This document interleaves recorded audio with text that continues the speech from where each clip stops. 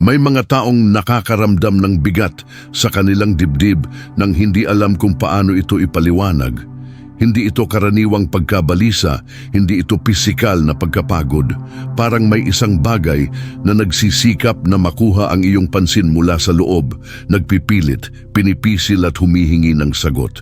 Marahil ay sinubukan mong huwag pansinin ito upang makagambala, upang magpanggap na nasa iyong ulo lang. Ngunit kung nakarating ka na sa puntong ito ay dahil natagpuan ka ng mensaheng ito sa eksaktong punto. Maraming tao ang namumuhay ng tahimik sa loob, nagdadala ng mga espiritual na pag-aalinlangan. Pakiramdam na sila ay ipinanganak para sa isang bagay na mas dakila, ngunit hindi nauunawaan kung ano, humingi ng karatula, maghintay ng kumpirmasyon, at tila walang malinaw. Masakit ang pagkalito na ito dahil lumilikha ito ng pakiramdam na nasa likod ng buhay ng isang tao na hindi konektado sa layunin.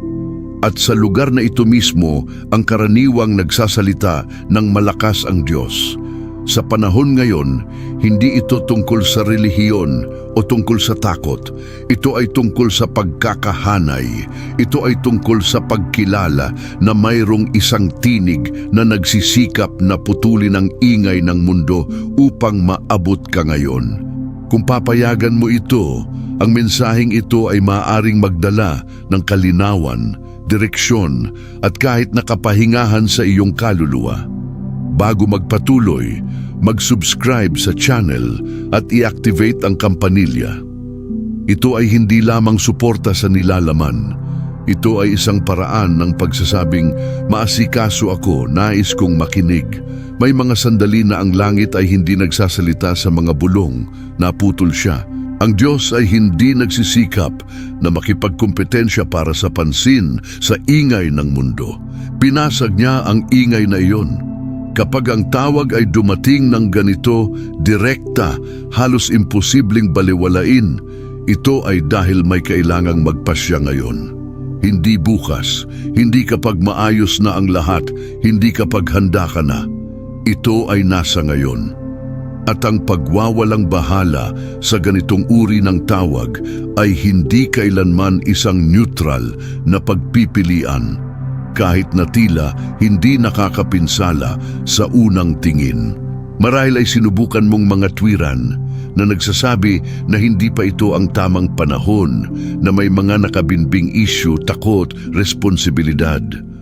Ngunit sa kaibuturan ng iyong kalooban, alam mo na ang kalungkutan na ito ay hindi ipinanganak mula sa wala.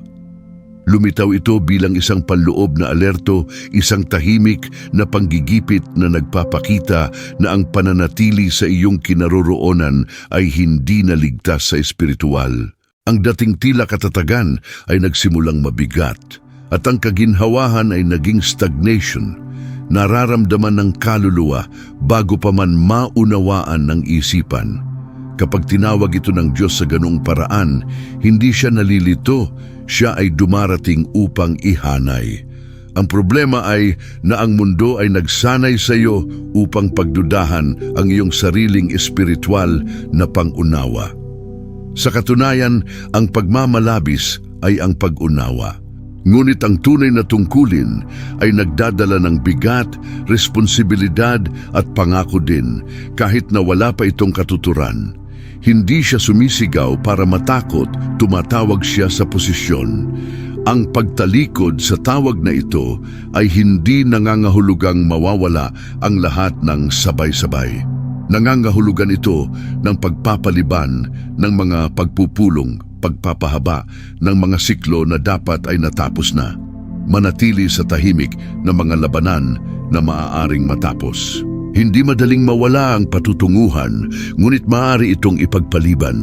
At ang pagpapaliban na ito ay tumatagal ng isang toll na nagpapakita ng sarili sa emosyonal na pagkapagod, pagkalito sa isip at ang patuloy na pakiramdam ng pagiging wala sa lugar. Kung ang mensaheng ito ngayon ay nakakaantig sa iyo ng iba, hindi ito nagkataon.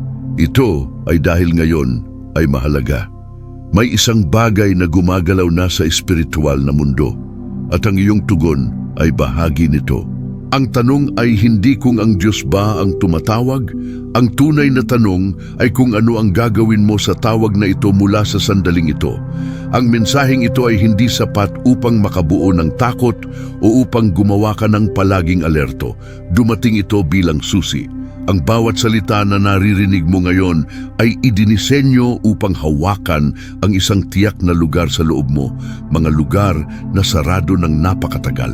Ang mga bagay na naramdaman mo, ngunit hindi mo maaaring pangalanan, ay nagsisimulang magkaroon ng hugis. Hindi ito panggigipit, ito ay kalinawan na nagsisimulang mag-organisa mula sa loob. Maraming beses na hindi mo na binabago ng Diyos ang sitwasyon, binabago niya ang iyong pagbabasa nito. Kaya naman habang nakikinig ka, may nagsisimulang mag-unlock sa loob. Ang mga ideya na tila nakalilito ay nakahanay. Ang mga desisyon na ipinagpaliban mo ay nagsisimulang mawalan ng timbang at ang pakiramdam na nawala ay nagbibigay daan sa isang tahimik na pag-unawa. Hindi ito ingay, ito ay direksyon. Hindi ito pagkabalisa, ito ay focus. Ang salitang ito ay hindi dumating upang itulak ka sa labas ng kung sino ka, ngunit upang muling ikonekta ka sa pagkakakilanlan na inilibing ng takot, pagkabigo at maling tinig na narinig mo sa daan. Kapag lumiliko ang kanang susi, hindi nito pinipilit ang pinto, bumukas lang ito. At kasabay ng pagiging bukas na iyon ay may lakas ng loob. Hindi ang pasabog na lakas ng loob, ngunit ang tahimik na katatagan ng isang taong alam na hindi siya nag-iisa. Maaring hindi mo ito napagtanto kaagad, ngunit may isang bagay na nagsisimula ng magbago sa paraan ng pagtingin mo sa iyong sarili. Ang dating tila imposible ay nagsisimulang ma-access. Hindi dahil naging madali ang lahat, kundi dahil ngayon ay nakikita mo na ang iyong sarili na tumatawid. Ang mensahe ay nagpapagana ng mga espiritual na alaala, nagising ng mga natutulog na regalo at binabago ang iyong isip sa kung ano ang talagang mahalaga. Kung magbibigay ka ng pansin, mapapansin mo na ang salitang ito ay hindi humihingi ng pagmamadali, kundi humihingi ng presensya. Hindi ito nangangailangan ng pagiging perpekto, nangangailangan ito ng pakikinig. At habang nananatili ka rito, may isang bagay na patuloy na nagbubukas, na nagtatakda ng entablado para sa susunod na antas ng pag-unawa. Dahil kapag bumukas ang isang panloob na pinto, ang iba ay nagsisimulang gumalaw kaagad pagkatapos. Ang tinig ng Diyos ay hindi katulad ng karaniwang mga kaisipan na tumatawid sa isip sa maghapon. Hindi ito lumilitaw bilang isang maluwag na imahinasyon o bilang isang lumilipas na damdamin na dumarating at umaalis. Kapag nagsasalita siya, may isang bagay sa loob mo na nakikilala bago mo man lang maunawaan. Para bang sinabi ng Espiritu na ito na bago pa man ito ipaliwanag ng katwiran. Hindi ito nagdudulot ng pagkalito kahit na nakaharap ito. Hindi ito nagdudulot ng kaguluhan kahit na sinisira nito ang mga lumang katiyakan. May banal na bigat sa tinig na ito. Hindi ito pang-aapi, ito ay autoridad. Hindi siya sumigaw pero hindi rin siya humihingi ng pahintulot. Pumapasok ito ng matatag, pinuputol ang hamog ng pag-aalinlangan at pinaghihiwalay kung ano ang takot mula sa kung ano ang direksyon. Kadalasan ay nababagabag ito bago mag-aliw, sapagkat ang lahat ng bagay na totoo ay unang inilalantad, pagkatapos ay gumaling. Ang patalim ay hindi nasugatan upang sirain, kundi upang palayain. Habang ang ibang mga tinig ay humihila sa iyo sa pagmamadali, sa paghahambing o sa pagkakasala, ang tinig ng Diyos ay tumatawag sa iyo sa loob. Ipinapabagal nito ang puso kahit na ito ay tumuturo sa paggalaw. Nagdudulot ito ng kakaibang kapayapaan na hindi nakasalalay sa sitwasyong nalulutas. Posible na nasa gitna ng kaguluhan at gayunpaman makaramdam ng tahimik na katiyakan na may isang bagay na mas malaki ang nagtutulak sa lahat. At ang pinakakapansin-pansin na bagay ay nakikipag-usap siya sa iyo sa isang personal na paraan. Hindi ito isang pangkalahatang mensahe na itinapon sa hangin. Ito ay nakatarget. Tinamaan nito ang sensitibong punto, ang nakatagong sugat, ang tanong na hindi mo kailanman nagkaroon ng lakas ng loob na magsalita. Iyon ang dahilan kung bakit ito nakakaantig ng napakalalim. Kaya hindi madaling kalimutan. Patuloy itong umaalingaw-ngaw kahit na sinusubukan mong sundin ang routine.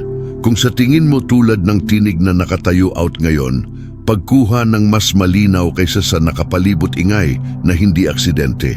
Ito ay isang palatandaan na ang iyong espiritual na pagiging sensitibo ay na-fine-tuned. At kapag ang pagkakaiba na iyon ay nagsimulang mangyari, isang bagay sa loob mo ang naghahanda upang marinig ang higit pa, sapagkat kung sino man ang nakakakilala sa tinig ay nagsisimulang gabayan ito. May isang bagay sa loob mo na hindi pa ganap na nag-click. Kahit na sinubukan niyang maging pareho, sumabay sa agos, gawin ang ginagawa ng iba, palaging may pakiramdam ng pagkakaiba, na tila ang kanyang kaluluwa ay nagdadala ng apoy na hindi namamatay. Ito ay hindi isang ordinaryong emosyonal na timbang. Ito ay isang espiritual na marka, isang hindi nakikitang lagda na hindi maipaliwanag, ngunit nadarama, lalo na sa mga sandali ng katahimikan. Ang markang ito ay nagpapapansin sa iyo ng mga bagay na hindi pinansin ng iba, pakiramdam ng kapaligiran, mga tao at mga sitwasyon ng mas matindi. Sa makatuwid, ang kanyang paglalakad ay tila mas hinihingi. Kung ano ang para sa marami ay hindi napapansin, sa iyo ay nagdudulot ng panloob na alitan. Hindi dahil mahina ka, kundi dahil tinawag kang mag-alam sa kabila ng ibabaw. Ang hindi pangkaraniwang bukasyon ay tumatagal ng lalim. Kadalasan, ang apoy na ito ay nagpapakita ng sarili nito bilang isang patuloy na kakulangan sa ginhawa, isang pagkabalisa na hindi nagpapahintulot sa iyo na manirahan ng matagal. Ito ang bigat sa puso na dumarating kapag ang lahat ay tila masyadong maganda. Hindi ito kawalang kasiyahan, ito ay kumpirmasyon. Alam ng isang bagay sa loob mo na hindi ka ipinanganak para lamang mabuhay, kundi para tumugon sa isang tawag na nangangailangan ng pagpoposisyon. Ipinaliliwanag din ng markang ito kung bakit napakasakit ng ilang pagkatalo, kung bakit mas malalim ang ilang pagtanggi, kung bakit napakalakas ng mga pagtataksil na tumama sa iyo. Ang mga taong may mataas na layunin ay nahaharap sa proporsyonal na panggigipit. Hindi ito parusa, ito ay paghahanda. Ang karangalan na ibabalik ay unang dumadaan sa mga prosesong nagpapadalisay sa pagkatao at nagpapalakas sa espiritu. Kung nakilala mo ang apoy na ito sa iyo, kahit na hindi mo pa alam kung ano ang eksaktong gagawin dito, ito ay isang palatandaan na. Tila hindi nalilito ang tatak, tila direkta ito. At kapag dumating ang tamang panahon, ang tila bigat ngayon ay nagsisimulang ibunyag ang sarili bilang autoridad. Ngunit bago iyon, kailangan mong maunawaan kung ano ang hinihiling sa iyo ng tatak na ito ngayon. Wala kang pinagdaanan na hindi nakikita. Bawat gabi ng katahimikan, bawat pinipigilan na luha, bawat pagtataksil na hindi mo may paliwanag o may pagtanggol sa harap ng iba ay naitala. May panahon na ang langit ay nagmamasid ng tahimik, ngunit may panahon din na siya ay kumikilos. At ang ngayon na nararamdaman mo sa espiritu ay hindi panggigipit ng tao, ito ay isang pagbabago ng panahon. Ang mga oras ay gumagalaw at kapag nagbabago ang panahon, nagbabago rin ang mga posisyon. Ang mga taong tila nauna ay naiwan. Ang mga istruktura na tila matibay ay nagsisimulang gumuho at ang nakatago ay nagsisimulang ilantad. Hindi ka huli. Ikaw ay napangalagaan, binabantayan mula sa mga kapaligiran at mga desisyon na hindi mapanatili ang susunod na antas na paparating. Ang mga digmaan na iyong kinakaharap ay halos tahimik. Kakaunti lang ang nakakakita nito, halos walang nakakaintindi nito. Ngunit sa kanila mismo nabuo ang kanyang paglaban. Habang ang iba ay naliligaw sa ingay, ikaw ay pinalakas sa nakatago. At iyon ang dahilan kung bakit kahit pagod ka, nakatayo ka pa rin. Hindi ito ang sariling lakas, ito ay espiritual na suporta. Ang bagong oras na ito ay nangangailangan ng pag-aayos. Ang dati ay hindi nakapakipakinabang. Ang mga relasyon, gawi sa loobin at maging ang mga plano ay kailangang suriin. Hindi dahil nagkamali ka, kundi dahil nagbago na ang sitwasyon. Hindi ka inaayos ng Diyos sa nakaraan. Binabago ka nito para sa kung ano ang hinaharap. Kung ang lahat ng bagay sa loob mo ay nararamdaman na parang may isang bagay na malapit ng magbalik loob, magtiwala sa pangunawa na yon. Ang pagbabago ng panahon ay palaging sinamahan ng kakulangan sa ginhawa, ngunit din ng pangako. At ang mga nakakaunawa sa kilusang ito ay nagsisimulang ihanda ang kanilang sarili bago pa man makita ang mga resulta, dahil nauunawaan nila na ang kalangitan ay hindi kailanman nagbabago ng orasan nang hindi gumagalaw ang mga tao kasama nito. Darating ang panahon na ang langit ay nagpapahayag ng sapat, hindi bilang isang kahihiyan, ngunit bilang pagsasara. Sapat na ang pagdadala ng mga sakit na hindi na pag-aari mo. Sapat na ang pag-uulit ng mga siklo na natupad na ang kanilang layunin. Sapat na ang paggigiit sa mga pintuan na hindi ginawa sa susunod na antas ng iyong buhay. Kapag ang salitang iyon ay umaalingaw-ngaw sa espiritu, may isang bagay na nagsisimulang pumila sa loob bago pa man mangyari ang anumang panlabas na pagbabago.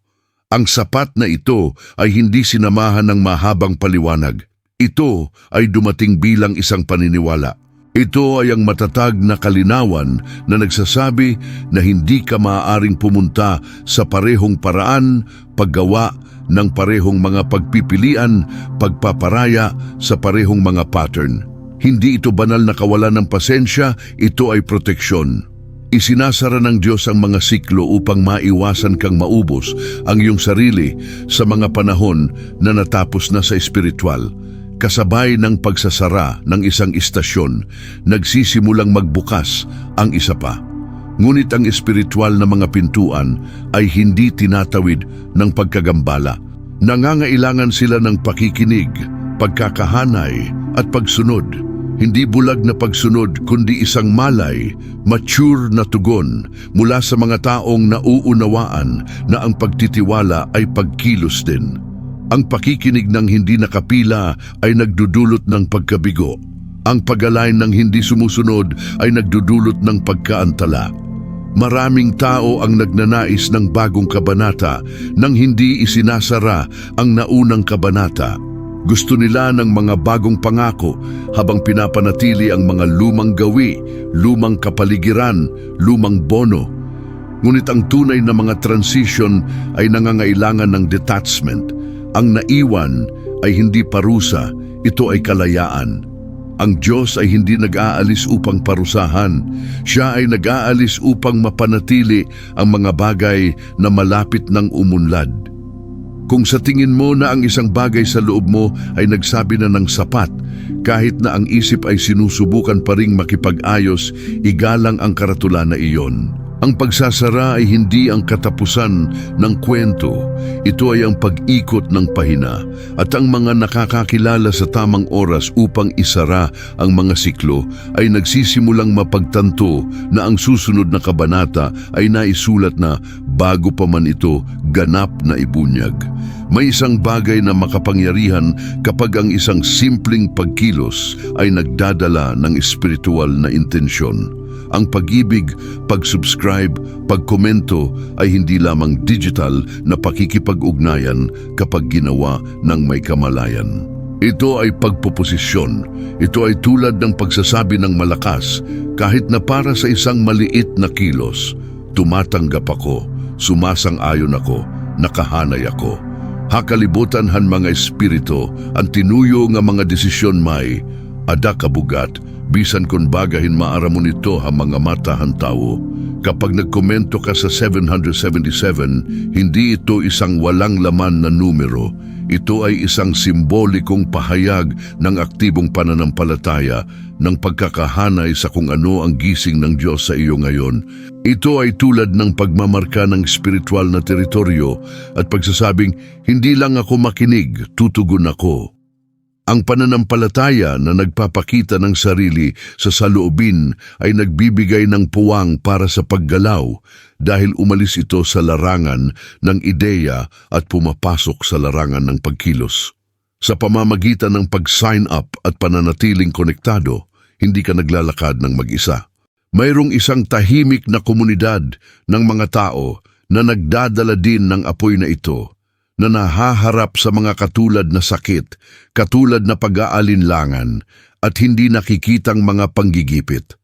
Kapag nakilala ng mga pinili ang kanilang sarili, may isang bagay na lumalakas. Hindi ito dependence, ito ay komunyon. Hindi ito idolatriya, ito ay pagkakahanay ng layunin. Marami ang minamaliit ang kapangyarihan ng maliliit at pare-pareho na mga gawain.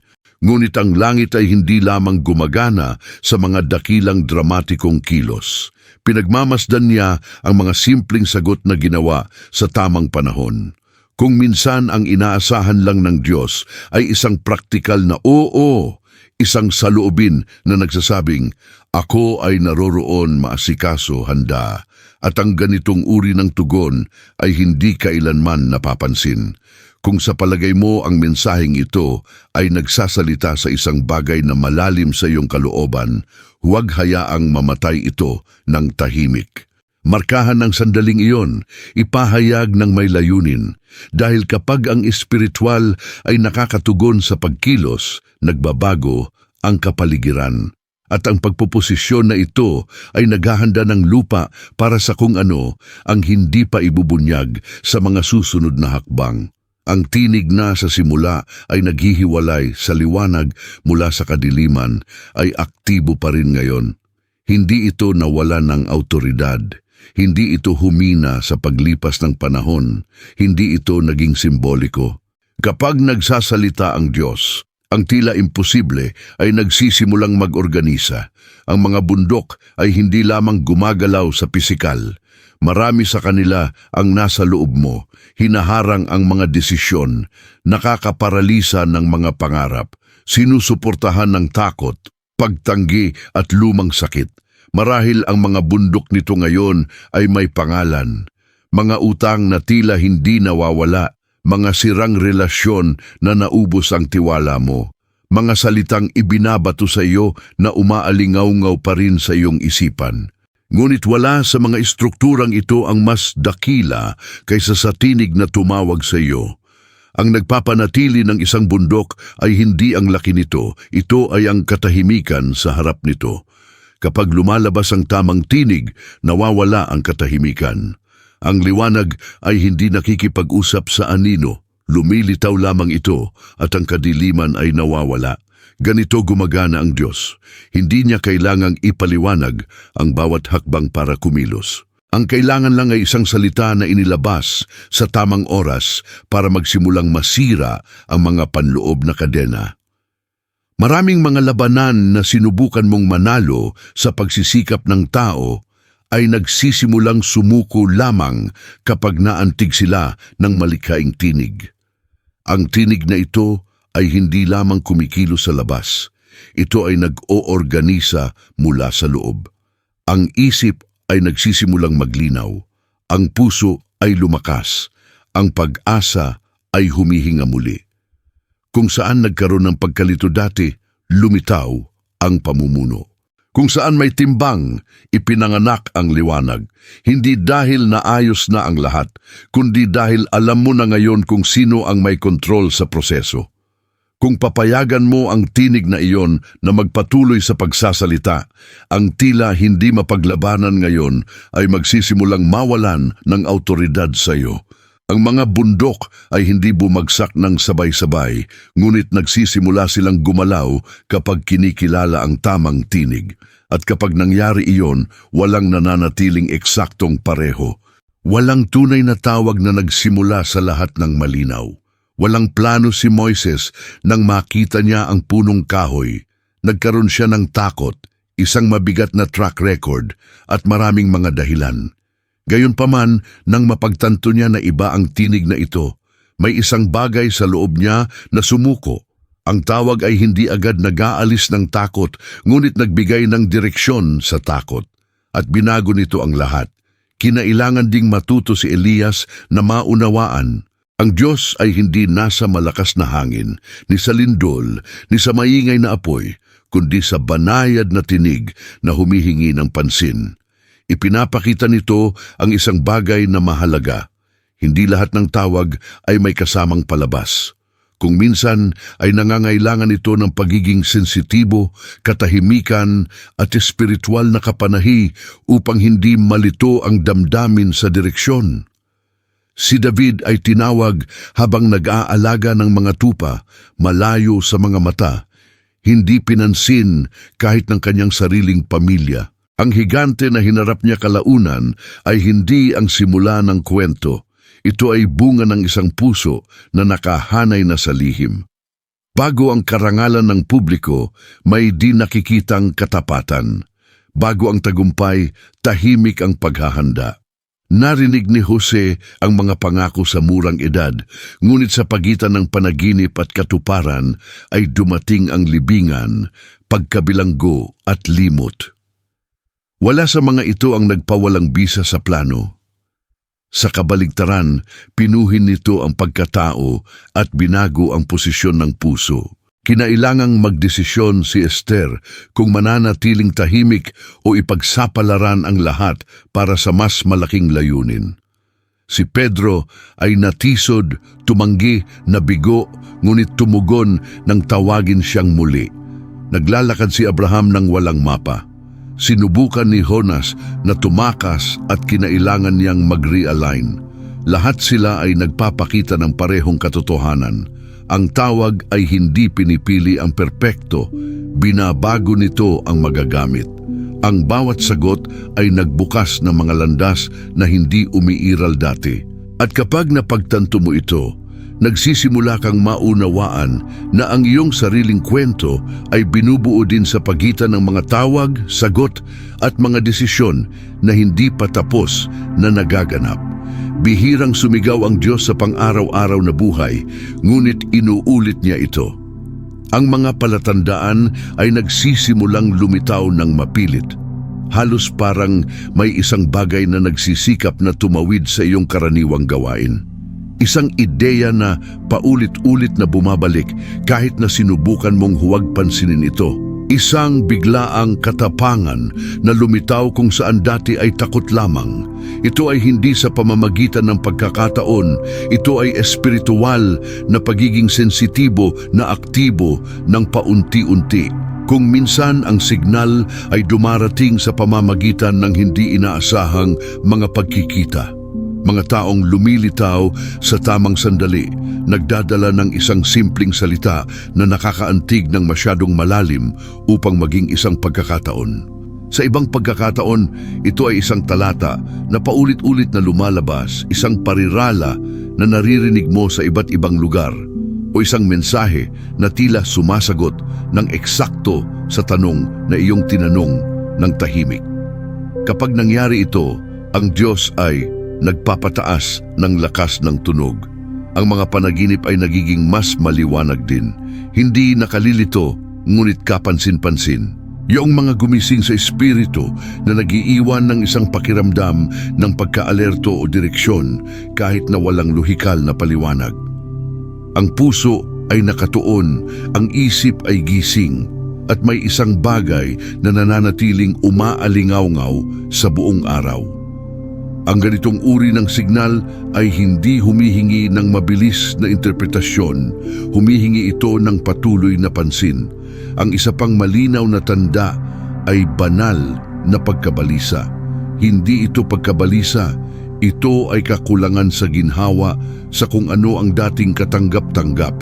Mga sitwasyong hindi na makatwiran, mga pag-uusap na naubos, mga kapaligiran na nagpapabigat. Ipinapakita nito ang paglilinis ng pangunawa. Sinimulan ng Diyos na ayusin ang iyong panloob na pagkatao upang hindi ka manirahan sa mga lugar na hindi sumusuporta sa susunod na hakbang. Kapag ang mga palatandaan na ito ay naipon, hindi ito upang makabuo ng pagkalito, ito ay upang makabuo ng desisyon. Hindi pinipilit ng Diyos, nag-aanyaya siya. At habang mas nakikilala mo ang mga paggalaw na ito sa iyong pang-araw-araw na buhay, mas malinaw na nagsasalita. Siya hindi lamang sa mga pambihirang sandali, kundi pati na rin sa mga simpleng detalye na sama-samang humuhubog sa daan pasulong. Kapag nagpasya kang talagang makinig, ang isang bagay ay nagsisimulang linya ng walang sapilitang pagsisikap. Hindi ito mahika, ito ay espiritual na kaayusan na naibalik. Ang mga pintuan na dati ay tila nakalak ay nagsisimulang magbukas ng natural. Ang mga mahirap na pag-uusap ay mas mahusay na dumadaloy.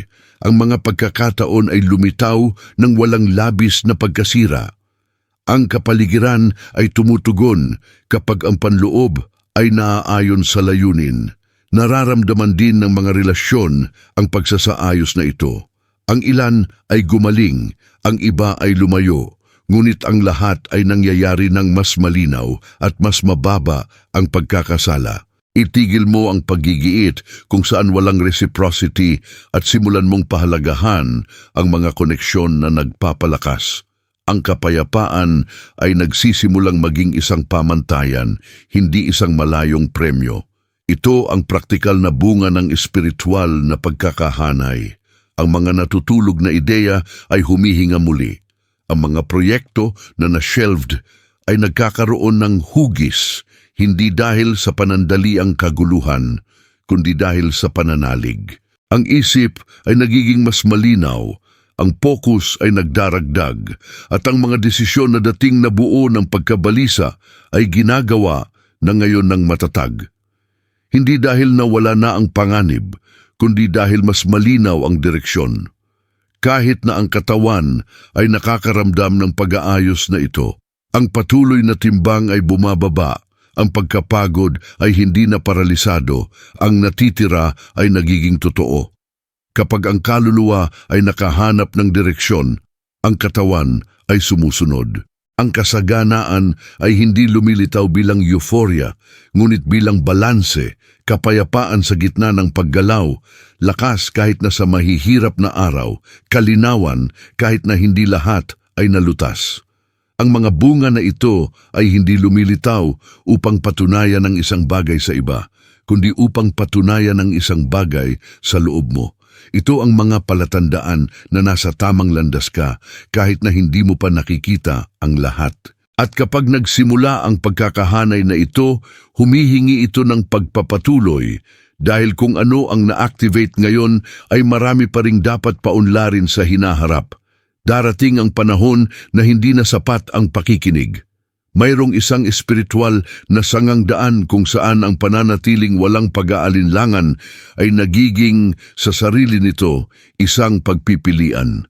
Sa isang banda, ang kilalang takot, ang pag-uulit ng parehong mga pattern, ang tila seguridad ng hindi paglalantad ng sarili. Sa kabilang banda, ang posibilidad ng epekto, paglago at kasaganaan ay nakahanay sa layunin.